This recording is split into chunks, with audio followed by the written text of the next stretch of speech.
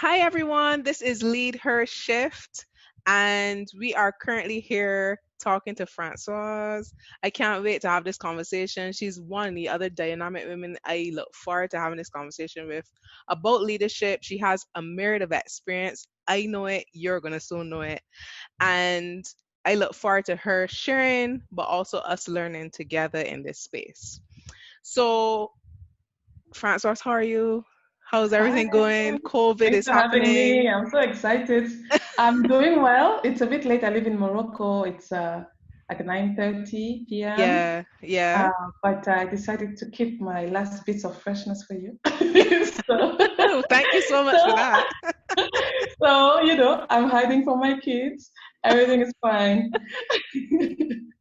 I think maybe not just don't let me say that. Anywho, so tell me a little bit about Francoise. Who is Francoise? So, my name is Francoise Moudouthe. The things I can say about me, the first is that I'm African. So I am from Cameroon. I've lived across different places in the world, but Cameroon is home for me. Mm, I'm also French. I spent quite a bit of my life in France. mm, And I haven't lived in France for the past 12 years. okay. Um, I'm kind of back on the continent. I spent 7 years in Senegal, and for the past 2 years or so, I've been in Morocco.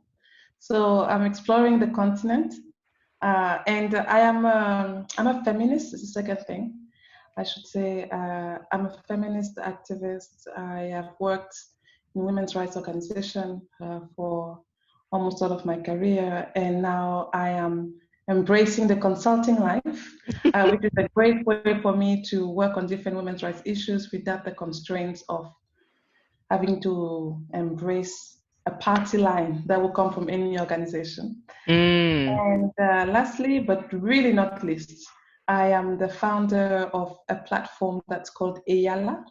Ayala. Which, yeah, it's a platform that explores what it means to African women when they call themselves feminists today. Mm, So it's a bit like what you're doing. I'm having a lot of conversations. It's really a conversation-based platform where I mhm. speak to a myriad of women uh, from across the continent and in the diaspora, and basically asking them, what does that mean when you call yourself a feminist? So we talk about it, but from a place of experience, not expertise. So we talk about their journeys. We talk about the way they embody feminist values in their daily lives, and we do that as one-to-one interviews, the way you're doing now, but also Mhm. we have like spaces that are called sister circles, where we come together physically. So Right. COVID has been a bummer, but we come together physically and we have like really powerful, vulnerable discussions about who we are and why we do what we do. Wow. I think so. Firstly, that's amazing. Um, because oftentimes I find that just generally, I feel like women don't often have safe places or safe spaces, even girls, where they can be a sisterhood or a community to have these conversations and be more open and get support, not only just advice, but support and mentorship. So well done on that. Thank you. um, but why? Like why? I mean, they're professionals all over the world doing amazing things, and they don't come up with these different ideas. They don't launch off to build community in that way. What sparked that for you? For Ayala, for me, there was two things. So I was working in an NGO, Mm, and I was working with amazing African activists from mm, across the continent, working in different issues. We're all working together to end child marriage. So I was kind of coordinating our advocacy, and I was like, this is so amazing. There's so many of them, and it really, every day I looked at them and I was like, this right here challenges everything you are hearing every day about us as African women. What we hear mm, about African women is that we are victims, we need help from outside, from the West, Yeah. just to claim our rights, we need support. What I was seeing every day is women who were leading uh, Mm. that that that fight for our rights, and I was just like, that first of all, that alone is something that we need to put out there, saying we don't need external initiative to claim Right. our. That was my first thing, and I felt like we don't hear that enough. Mm. And when we do hear African feminists speak, we hear them from a position of expertise, like they have to perform their expertise. So they either have 2 minutes that CNN kindly gave them to make a point because something happened in the world, True. or they have 10 minutes, 8 to 12 specifically, in a conference to present their expertise. So Mm. I had listened to these women in that format, and I became over the years extremely frustrated because I wanted to have other conversations with them. Right. Now I wanted to ask about, you know, like, so this feminism thing, like, how does it happen when you're not at work? Why do you care so much? Why do you do what you do? Like, what brought you in this room? And this conversation, they do happen when we come together, we go to the conferences, and the best conversations are happening at the buffet during the lunch break because this Mm. is where it's happening, right? Yeah. But the problem is it's not on the agenda. So it's Uh, completely ad hoc, it's completely random. And I was like, this is what I'm living for right now. So I go to the conference and I'm like, forget about the main program. I'm here for the lunch break. Like I yeah. want the Yeah. lunch break conversations.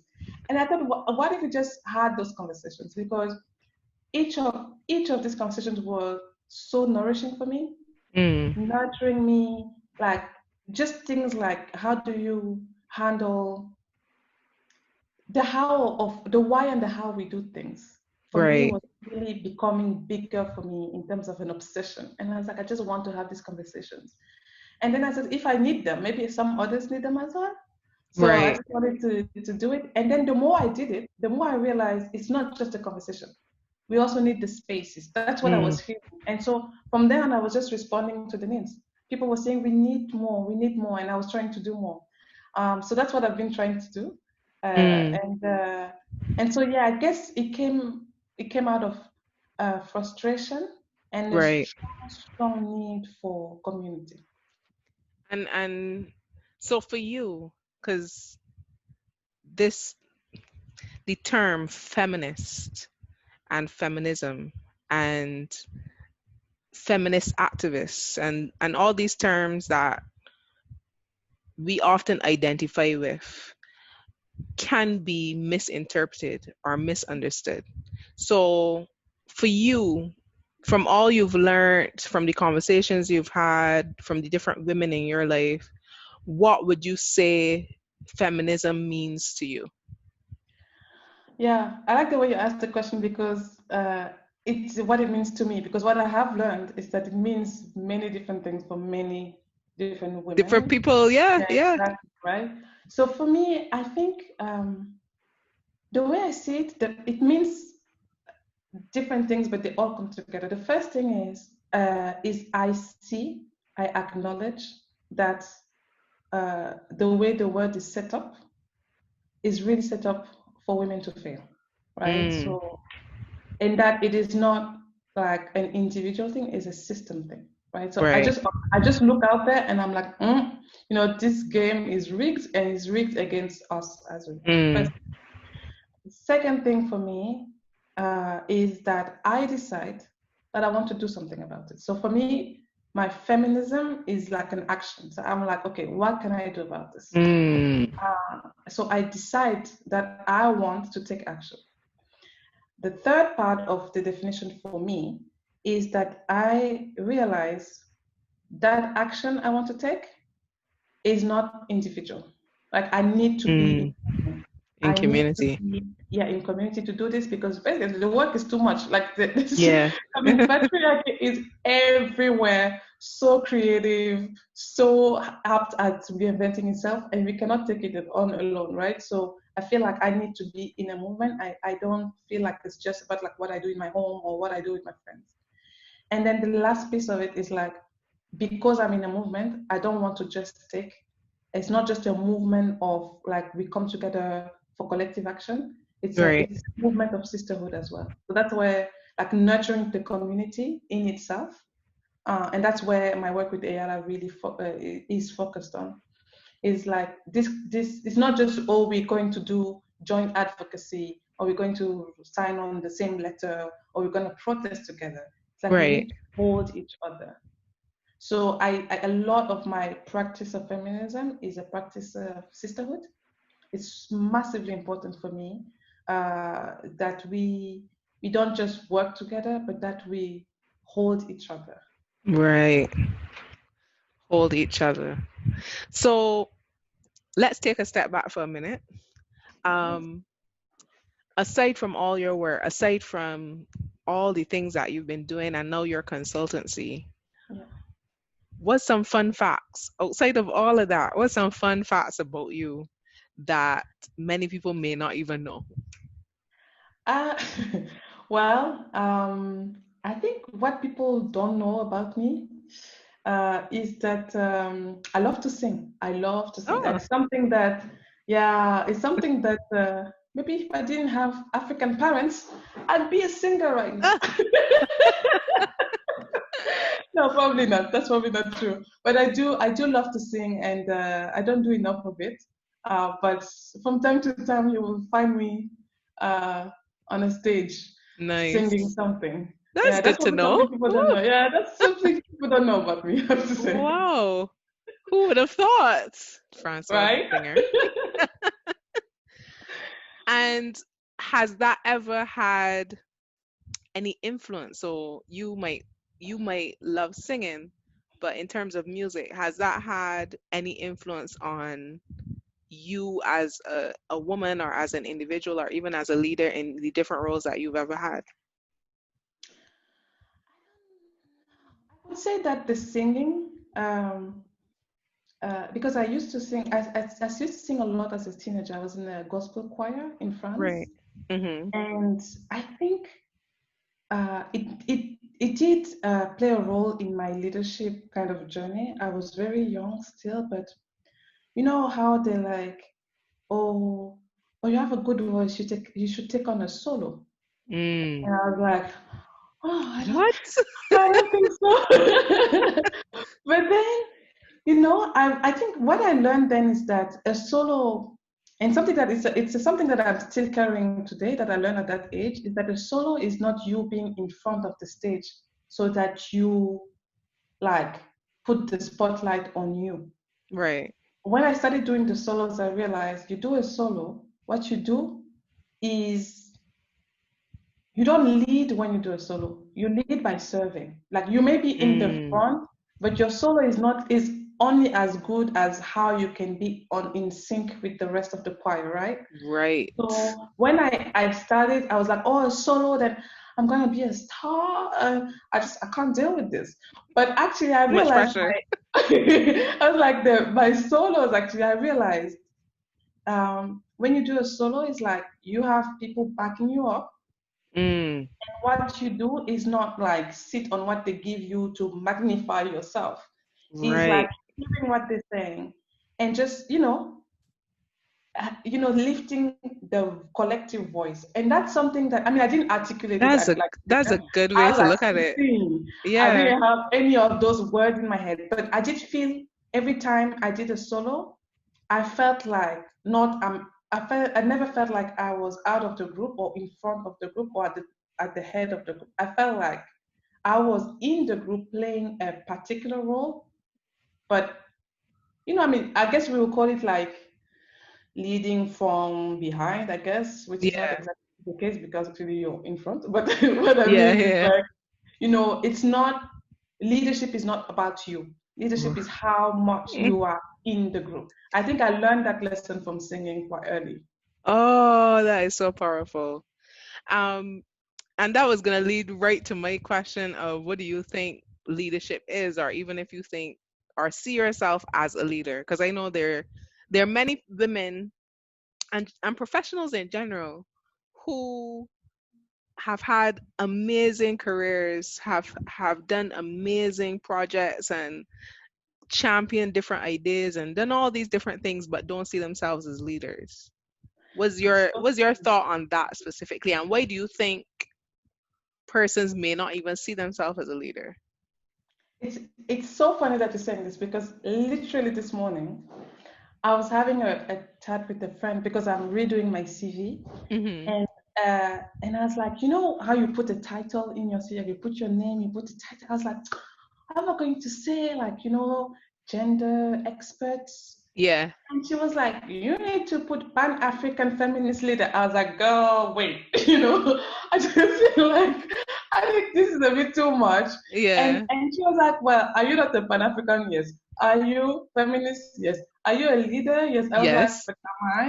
And There I you think on go. this leader, I was like, oh, I think that the question I ask myself is like, is if leader is something that you claim, do you claim it or somebody Mm. gives it to you? Like, and then as I'm saying this, I'm like, Mm. am I being modest because I'm a woman and women do this, or am I really like so I think maybe part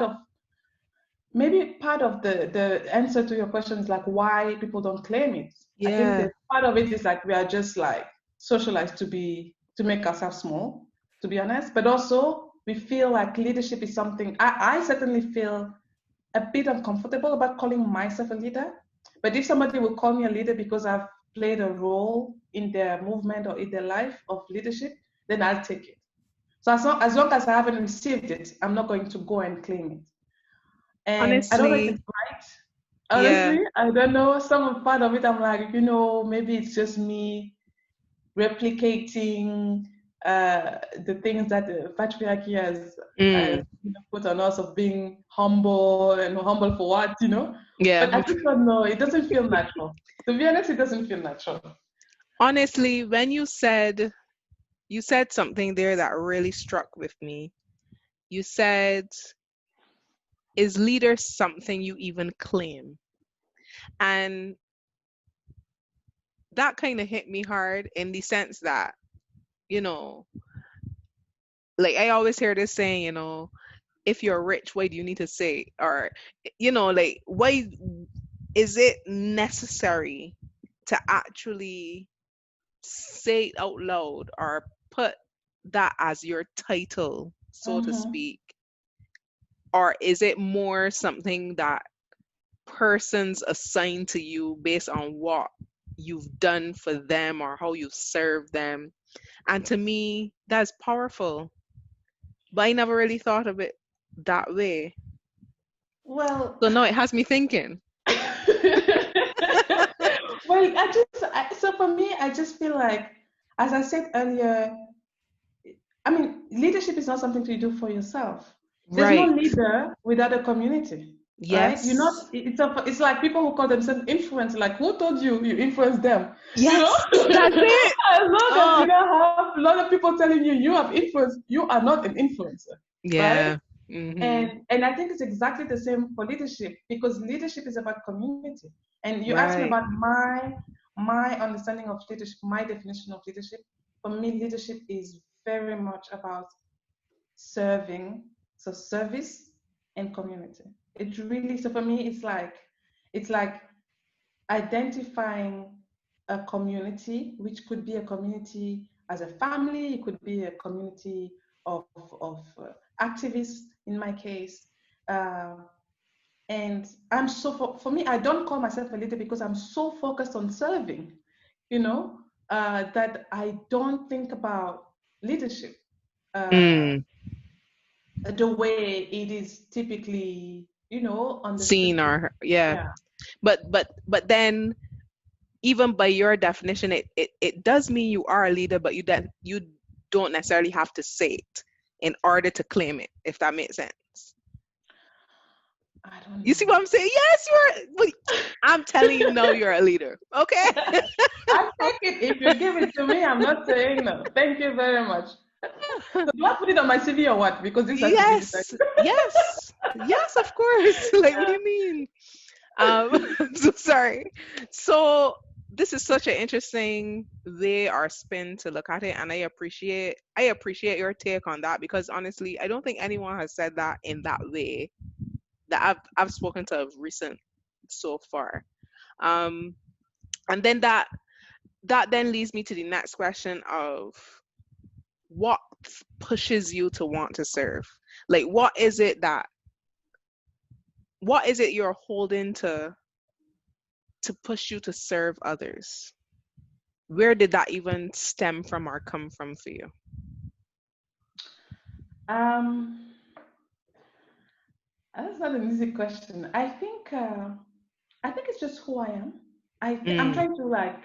I was trying to think as you were asking the question. Where did it start? I don't yeah. know a moment when it starts. It Mm, started.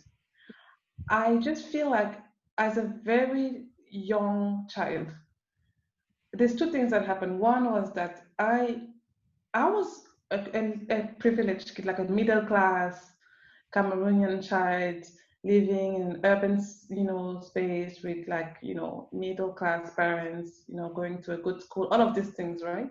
mm-hmm. And I think my mom did an exceptionally good job of telling me I didn't deserve any of it. That she was Mm, always pointing out the privilege without using that word, but she was like, you know how kids are like, this is my car. She's like, you don't have a car. it's that. I have a car. You are invited in my car. Be quiet and be clean.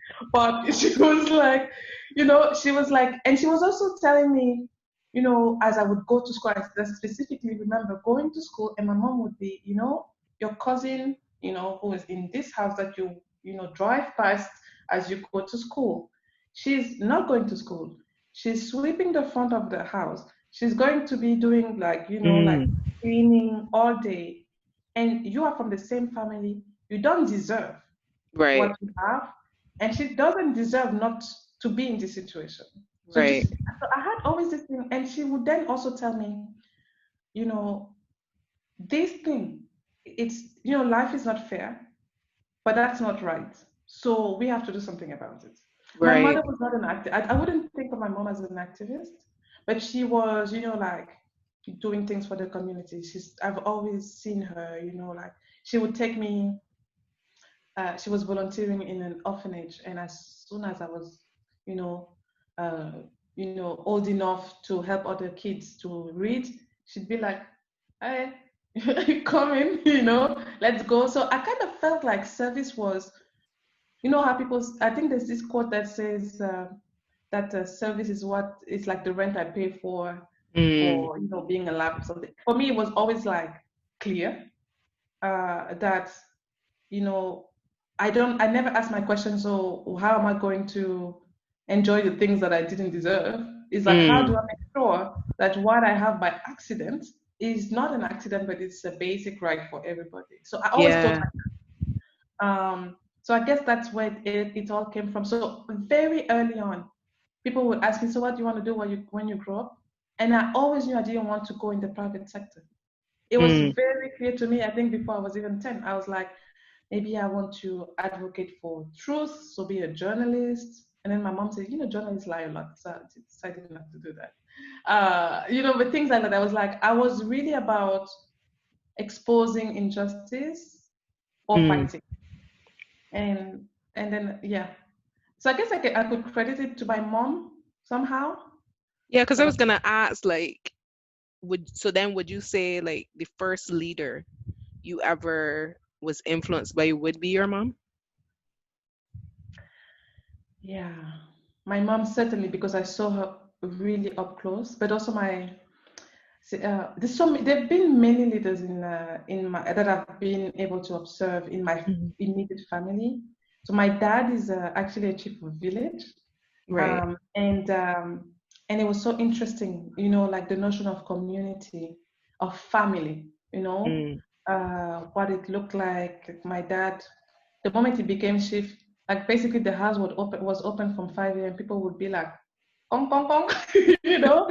I have this issue. I need to talk to the chief, and you're like, people are sleeping, but like it's open house. Like having this sense of, so I saw my dad, what leadership meant to him, and my right. grandfather. was a pastor, Mm. and so he was like such a strong pillar in that community where I would go and spend my holiday with him. And but his wife, my grandmother, was also a leader, but so quiet. Mm. So like those quiet leaders, like, but she would draw people to her with kindness. Why? Mm. And kindness and like service and nurturing. Why? And she would hardly ever say a word. Like I don't remember so easily the sound of her voice. While Right. my grandfather was really tall. Like it was like the pastor, in the village, like his voice is what is he. I've It observed would like many, project in a sense, yeah. yeah. So I've seen leadership. I've grown up, surrounded by so many leaders, and yes, my mother was one of them, but not really somebody who would call herself a leader either. Yeah, but yeah. uh, but yeah, I've certainly seen a lot of leadership very early on. Mm. And I like because honestly, there's many leaders that you might see over time, or especially as a child, maybe not Mm, even recognizing that they are leaders, but definitely a authority figure in your life. right. And at no point, if I truly think about it, at no point can I even say that I heard those leaders calling themselves leaders. Unless you were like in politics or Yeah, something like that. Like you yeah, didn't necessarily see community leaders say they were leaders. right, And right. but you just knew. So Yeah. like even how you said like your grandmother, she was the quiet leader, but she would Mm, still influence and do that with care and love, versus your grandfather who was more the pastor and would be mm, vibrant and mm. project. And it showed you different sides of how you can be as a leader, but I don't think any of them would ever call themselves that. So no, that you say, I resonate with that honestly, because in a way you can't really be a leader if others aren't following or aren't influenced by you. So calling Yeah, yourself that without a following doesn't really make yeah. sense. As you said this just now, it's really funny. I was thinking those leaders I just spoke about. Hmm. When I take my grandfather and my father, the men, they would call themselves leaders, I think, if you ask them. Ah. My dad, currently, if you ask him if he's a leader, he'd be like, of course, you know. However, the women on that list probably wouldn't. And so It's so then interesting, isn't so it? that's it, but so there you go. So you in a sense see what you even might be mirroring, you see. Possibly, Yeah. absolutely, yeah, But possibly. then it brings about that question of, then why don't women step up? Why are women more likely to say no? I don't think I'm a leader. Like why do you think that is it cultural? Is it something you've just seen over time in history? Like why do you think we don't be more assertive about our stance on leadership? I think in general, women are socialized Mm. to be quiet, Mm. to not take up space. You know what I mean? Right. Like I think the not only I mean the society is like that. We live in such a patriarchal society. Mm. I think it's one of these things where this, as I said, it's a system thing. Like we are made from day one to know our place, and a Mm. woman's place by the lens of the patriarchy is not in leadership. Yeah. And Mm. and and there's a lot of things that we say, where I come from, be like, we women can be leaders in the home, Yeah. or men can be leaders, but they are the leaders that are behind. I think like this idea that women take up space is something that has been just drilled out of our minds. It's just like not a possibility the way from like day one, Right. literally day one. So the way we are raised, the way we are taught to have things at school, the options that are presented to To us, us, yeah. like modesty is one of those tools. Humility, like the pressure to be humble, the pressure to be small, Mm, as some of those tools that patriarchy has just been using, and they have been passed on, yeah. by in so many ways. So for us to say, I take up space, I am a leader, you know, you have to go against all the voices that Yeah. will tell you, but who do you think you are to Yeah. claim that? Yeah. And it's not easy, I think. I think there's Yeah. a part of that. I think it's I think we're making progress, but I Yeah, don't I don't think we're even anywhere close to yeah, where it absolutely. could be. Because look at Um the way men don't care. yeah. So a man will be a tenth of a leader and be like banging all the pots in the house saying he's a leader. A woman will be, 120% of the leader she needs to be for a particular position in community, at work, and she still be hiding. She's like, please don't call me a leader. I don't know what to Yeah. do with that. Yeah.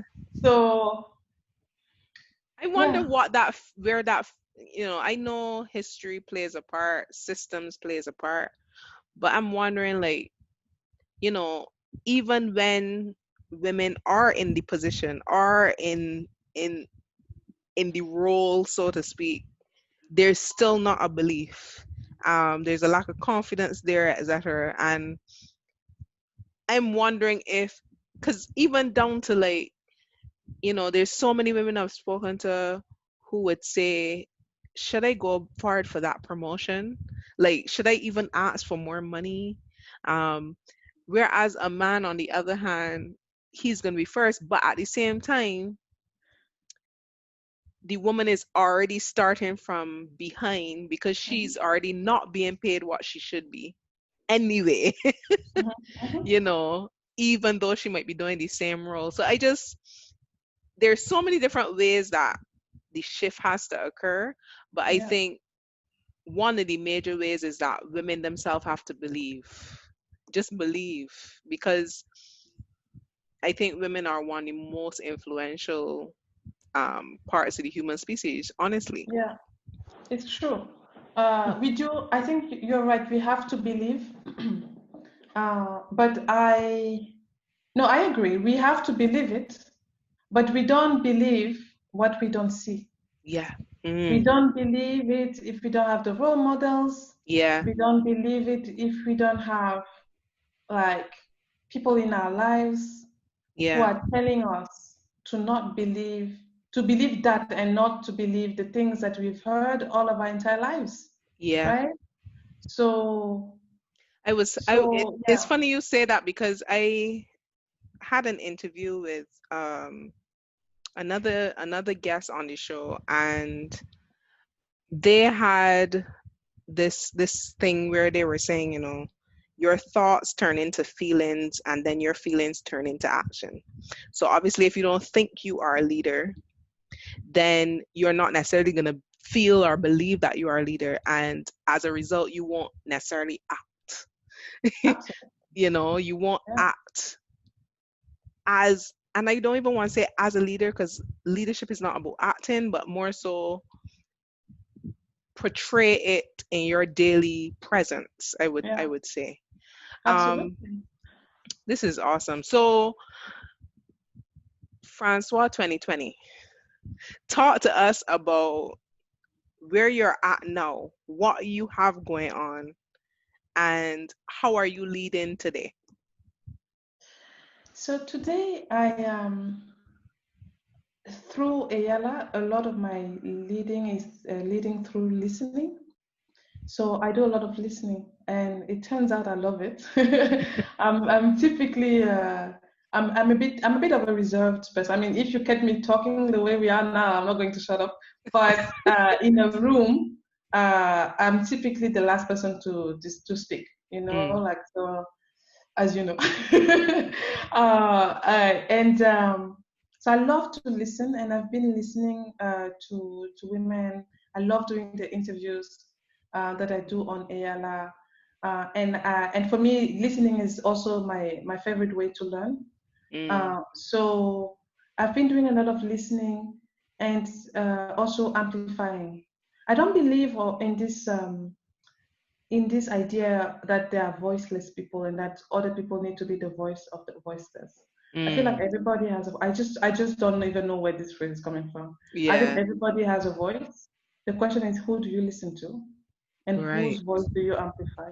So I feel like my leadership, if I may call it this way, is a leadership that decides to amplify, to listen and to amplify. And right. also, I also love leading by convening. So getting people in the room, like, and telling them it's okay to have that other type of conversation. Wow. Let's just go for it.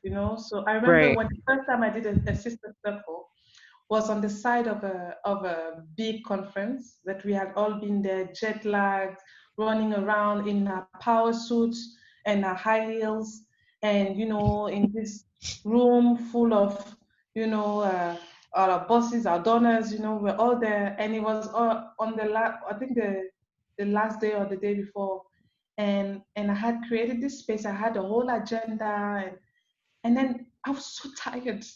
So just I think maybe 2 hours before, I called the guy and I was like, just change the whole setting. Take out the Mm, tables, just put a circle. And then we're going to have a circle. And I just told everybody, you know what? It's been a rough week. We've mm, been filming. Rather, it's just us. It was a room, like my favorite kind of room, a room full of African women. mm, And just like, you know what? I took my shoes off. I'm like, ladies, we are tired. mm. It's just us. Let's cut all the performance and just talk about what we are feeling, how we want to just show up the way you want to show up. By the, within the 30 minutes, people had taken off their shoes, were Oh sitting no. on the floor, eating chicken. It was so beautiful. I just loved it. And I think I love those kind of spaces because when you take off that pressure to perform, uh, that's where you meet people for who they really are and Right. not them showing you what they think you need You to want to receive. see. Yeah. So the day I did that, it was really one of those days that my life changed. Like I could feel my life shift and thinking, when you do something and you're like, I have had moments like this in my life where I'm like, something is happening. I see myself doing something, and I know that I had not planned this way, but I just Mm, did something that will change me forever. yeah. And this was, I will never, never forget this day for that, because I Yeah. realized this is a space that women need. It's a space that I need. It's a space that I know how to get people into. So this is my contribution. Mm. Yeah, And I love that it's not only about creating that space, but creating something that is authentically absolutely. everybody. Like, Yeah, yeah, everybody could just literally, I like how you said, taking away the pressure and not feeling like you have to perform, yeah. look a certain way and be a certain way and just be Yeah. full Because stop. what you said earlier, well, I think it's very accurate when you said, um, I think you said something like, women can't see themselves being leaders because we see leadership as a performance. Yeah. When they Mm, give you a textbook of what a leader is, you know, it's like how to be a leader. Like those books are written by white yeah. men for white men. Yeah. So you are here trying to find yourself like what kind of looks like you in those pages, but you don't belong in those pages. How many books about leadership have you seen written by Black women who Mm. are not American. Because me, I'm still looking. Yeah, I was If just you about to have say. I one, was like, I I'm sit still back and I was looking. like, wait, hang on. I'm still looking, you know. I So don't think of I've course, ever I found one. read the book by Oprah, you know. Yeah, Okay, great, but you yeah, know, there's so many layers of I mean, it's just I know you know the experience are universal, but not fully. yeah, Uh, yeah. so I just feel like I just love feminist leaders being themselves. Mm. It's just like And my also favorite not thing feeling to like do. you have to conform to the Right. Western way of doing anything, Absolutely. you know. Absolutely. I think we have a similarity in many ways, in terms of the perception that work must be done a certain way. Even you as a professional need to do things a certain way. How you work, how you interact, how you entertain yourself, what circles you surround yourself with. There's this perception that it must be done a certain way if you're gonna fit in, Right. or if you're gonna create these opportunities for yourself, you have to do it in this way. And I don't think I agree with that, because I would say in all the opportunities I've ever had, honestly, none of them have come in the most traditional way as everyone Mhm. expects them to. Um, so for you, when it comes to things like success, when it comes to being a successful individual or professional or even successful woman, like what does that mean for you? And have you Mm. reached it? Is it something you're still moving towards? Is it a constant thing that you're shifting? It's so interesting because my definition of success has shifted Mm, drastically mm, in the past few years. I grew up to be, it's so interesting. I'm about, I mean, not about, but this year I'll be 35. right. And I would say that for the first, maybe at least the first 25 to 28 years of my life, I was your box checker. I was like, first of Ick. all, so like I was, first of all, I always say this, I was not raised to be somebody's wife or somebody's Mm, mother. My parents raised me to be somebody's boss. yeah. The parents were like, all I'm asking, get out of my kitchen, just go and do your homework. I don't, Mm, now my parents are like, oh, you can't cook, how come? I'm like, how come? But really, they were like, go and do your reading, go and do your homework, all of those things, right? So and then I went to France when I was a teenager. And, like any typical immigrant kid, what you are told is you have to work 5 times more it's or hard. Yeah. 6 or 10 as hard to get half of what all the white kids are going to get just by virtue of being, you Yeah. know. So yeah. So sorry, I'm a bit distracted because it smells of smoke in my house. I Sorry. don't know what's going on. Okay, I'm going to trust that my house is not on fire. I'm sure. but I hope not, firstly, but I'm sure not. because I'm not the only one, so somebody else has a nose, so I'm hoping this is going to be fine. Um, so yeah, I was going to say I was really groomed for success that was success in a very traditional, very Western, Yeah. very, very capitalistic definition. Uh, and that's what I did for most of my life. And I remember, so I've grown to be very obsessed with work and Right. with excellence in particular. I was literally groomed for performance. And then something happened. A couple of things happened in the past 10 years, I would say. One of them was I found myself making decisions that were not fitting that model just because my Mm, heart was there. So, for example, I remember I was working. it was my first paid job, but it was like a big job, I was like living my best life. I was in London. I was working for the elders. I was helping the elders, people like, Desmond Tutu or Graça Machel, or I was helping them, doing campaigning on child Wow. marriage, for ending child Nice. marriage. I was like living the life, you know? And then I fell in love. And at some Mm. point I just felt like it's the, and it, I mean, this now my now husband, he was moving to Senegal. And I was like, so what am I going to do? It took me 9 months to realize that it's the stupidest things by my rules. But Mm. that is where my heart is, that I need to give this relationship a shot.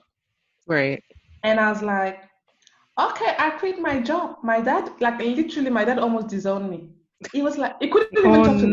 He would no. call my mom. He's like, please come and talk to your daughter Talk to her. because I can't deal with this. you know.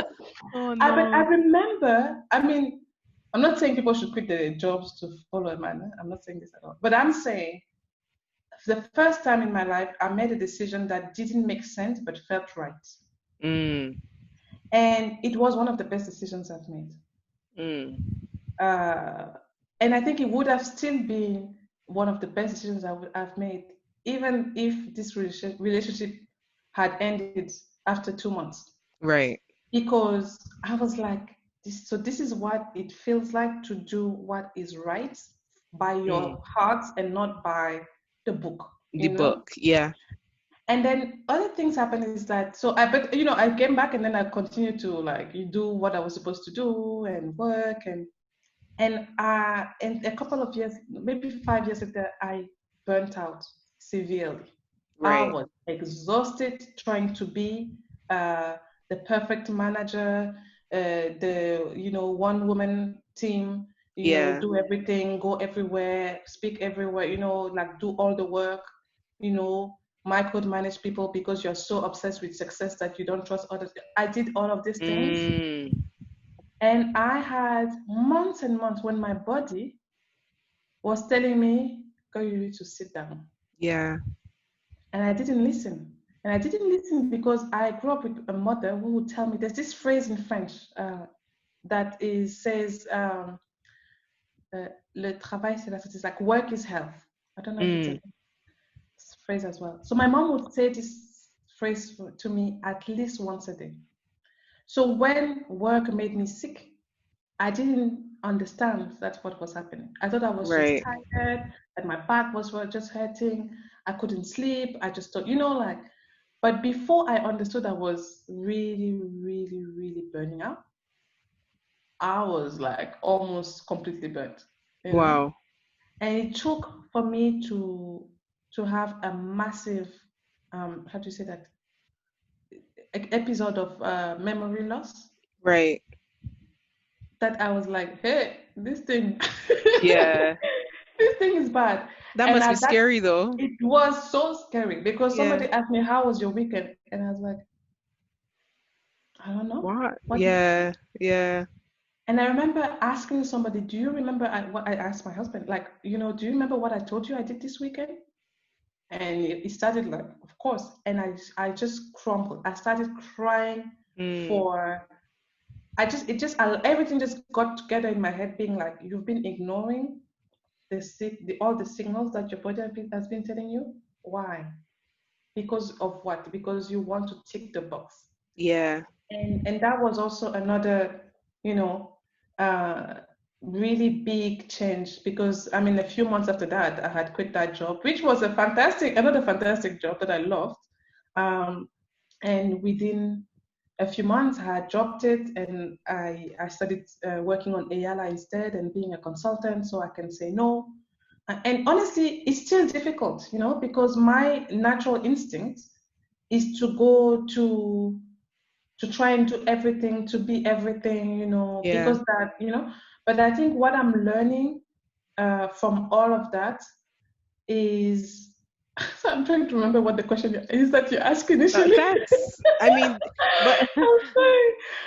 but you are answering it because even the last statement you said, when you said, you know, I quit that job and started Ayala so that I could say no. Yeah. And to me, that's, if you're going to define different stages of your success, that in and of itself is a stage that you committed to yourself, to knowing when to say no, but having an environment or a life where you can, if Yeah. you need to. Yeah, I think absolutely. I think when it comes to success, that's what because I had a point when I was saying all of this. I think the point I was trying to make is that the way I define success now is so completely different because for me, success is being able to saying yes to you first. Right. Yeah. And so I've learned to say yes. So because Ayala was this idea that I had in the back of my head, but I never had time for it because I was busy, like I was like doing the rat race, Yeah. Yeah. and um and yeah, I just felt like, there's this thing I really want to do. I really want to do this. Let me say yes to what I want instead of saying yes to what I think I have to do because Mm. because that's what success looks like. And I felt, in a way, since then, it's been a very difficult journey because Ayala is a one-woman show. I do everything on my own. But I still, and I have a lot of moments where I feel I'm not doing enough, I'm punching below my weight, but I still never feel not successful because I'm saying yes to me, Yeah. right? I'm saying yes to me and not in a way that is self-glorifying, but in a Hmm. way that I'm able to say yes to me and still serve the The community, community. the community of feminist activists that I'm dedicated to. Like, isn't that success? I don't go Yeah. around every day calling myself successful, telling But that's the myself, thing. I okay, don't think most successful people walk around just, saying that. But yeah. I think it is a form of success. And even if it isn't everything that you might be hoping for, Hmm. it's everything that you need right now. And I think Yeah. that's part of the success, you know. And so as we start to wrap up, I know there's, because I feel like we could talk for another hour, by the way, PS. But as we start to wrap up, I know there are a lot of people out there who are thinking about what's their next move, kind of curious about how their career is going to blossom, and Mm, or might be just in a position that you are in, where they feel like, they might be in a career and not sure if it's serving them, and not sure if it's really fulfilling their level of success. What's mm. one piece of advice that you would give to them right now? Just something or some action that they can take right now that can help them to either shift in wherever they would like to go, or adjust how they're seeing their next step. I'm going to give the advice I wish I had received Mm, maybe 10 years ago is we have different voices in our heads, like, uh, and I think I wish I had learned earlier to know who is speaking that I'm listening. mm, When I'm saying, oh, I should do this, is it me saying this? Is it the voice of the people who have told me that work is health and that I should work myself mm, to them? mm, Uh, like, is it the system who is telling me I should be humble and not go for this job because it's too big for me? mm. Like, who are you listening to? Know Right. the voice in your head and just decide to identify the voice that is really yours and listen to that one first. You can Wow. never stop yourself from hearing the other ones, but the one you really want to listen to first is that one. People Yeah. call it intuition, people call it whatever, but I think that voice, that is you. The other voices are not you. Listen to that voice first, and then of course you need to have the bravery to follow what this voice Follow is through. Yeah. advising, Yeah. Yeah. because that voice is insanely bold Yeah. Yeah. Yeah. sometimes. Yeah. But that voice for me, like to be able to listen to that voice is done wonders for me, really. I've made the scariest decisions, but they turned out to be decisions I can live with, even when it goes south, because it's my decision. Like I decided. I wasn't Mm. I wasn't trying to impress. I was just trying to be me. That's amazing. That advice is actually, I'm gonna take that advice myself. By the way. I need to take it because I need to take it on a regular basis. So thanks Yeah, for the honestly, reminder. repeatedly. But that's amazing. Thank you so much, Francoise. This Thank you has for having actually, me. you've kind of taught me a different way of looking at different things, and it's helping me to reevaluate even how I see some things. So thank you for that. Thank you for jumping on to LeadHer Shift. Thank you for being a part of this family. Maybe we'll catch up sometime again, because I feel like we Yes, can I add would so love much to what to. we've discussed already. So thank you so much. And until next time, guys, this has been LeadHer Shift, and we'll soon be hearing this episode soon. Fantastic. Thank you so much for having me again. Of course.